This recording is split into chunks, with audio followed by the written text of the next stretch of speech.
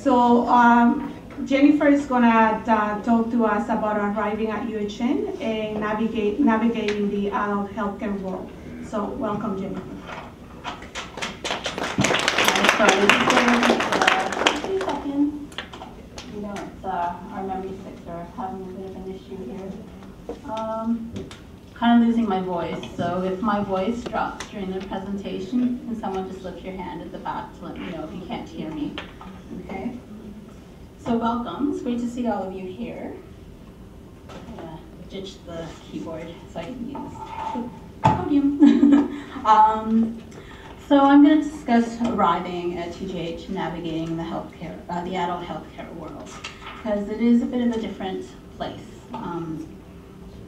for you, for patients who are now young adults and parents. So the objectives for this session are to introduce UHN, University Health Network at the Toronto General Hospital, specifically this site, introduce the team that's over here at the Red Blood Cell Disorders program, explain the transition process, and we did touch on this a little bit, discussing about a transfer letter, so I'll get into that a little bit more. Introduce the roles of the Red Blood Cell Disorders team and the members, and some tips on navigating the healthcare world as an adult. And I'll be happy to take questions at the end of the presentation or towards the end of the session. So, depending on how you approach TGH, this is what it looks like from the outside. So you'll have, if anyone takes the subway, you'll see in the top left-hand corner of the screen, that's Queen's Park, and there's an entrance off of University Avenue. The picture on the right-hand side of the screen is a picture from University in Gerrard, so kind of across what you'll see from SickKids. And the bottom left-hand picture is from Elizabeth Street. It's the Emerge Department and the R. Fraser Elliott building. So just wanted to let you know that so soon some of you will be transferring to UHN, and some of you already have. I've recognized a few faces, and it's good to see you. And just to let you know that we are reinforcing some of the points that Doris and Marcia have said, is that as the new team, we will continue to monitor your health and work with you to maintain an optimal level of health. And we know that this transition can be a very challenging time for you as a young adult patient as well as your parents. So hopefully this presentation will provide you some general information about the patient-centered model of care here at UHN. So here's the team. You'll have Lisa Austin and Sylvia Eulalia, who are administrative staff in the upper row. And we have Heather Gordon, our social worker, who you'll be hearing from shortly. Alma Nadafi, who you've already met, me, and Brenda Fergens-Mayengas, she's the nurse manager for the program. We also have our staff physicians, Dr. Ward, who you've already met, Dr. Yo on the upper right-hand corner of the screen, Dr. Jacob Pendergrass on the bottom left-hand corner of the screen, and Dr. Kevin Coe, who is our fellow. So, when you're transferring from SickKids to UHN, here's the behind-the-scenes process that you may not necessarily know about or see. So we do receive a transfer letter and package from the Hospital of SickKids that contains the information of your past medical history. A transition appointment is scheduled with our program.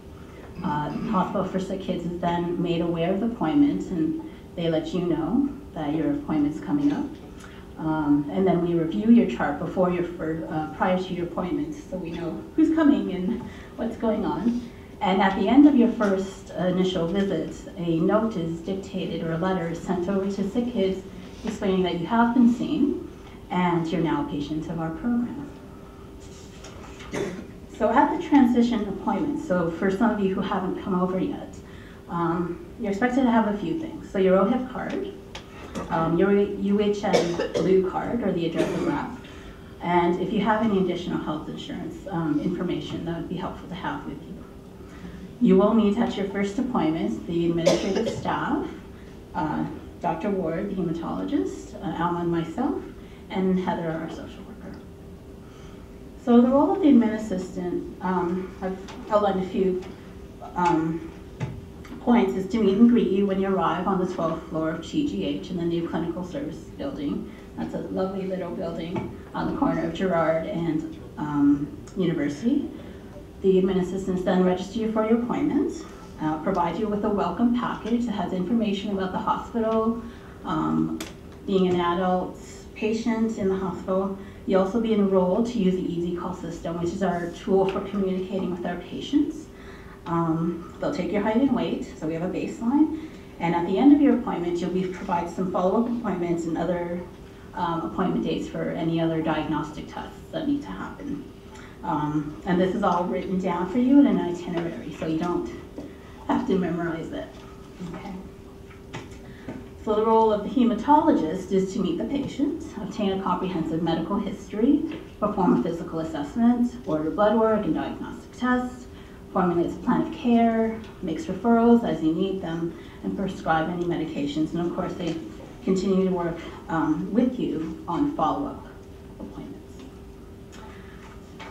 The role of the nurse practitioners, again, we come and meet you. We provide an orientation to the facility. In subsequent visits, you may see us first, where we update the history and perform a physical assessment.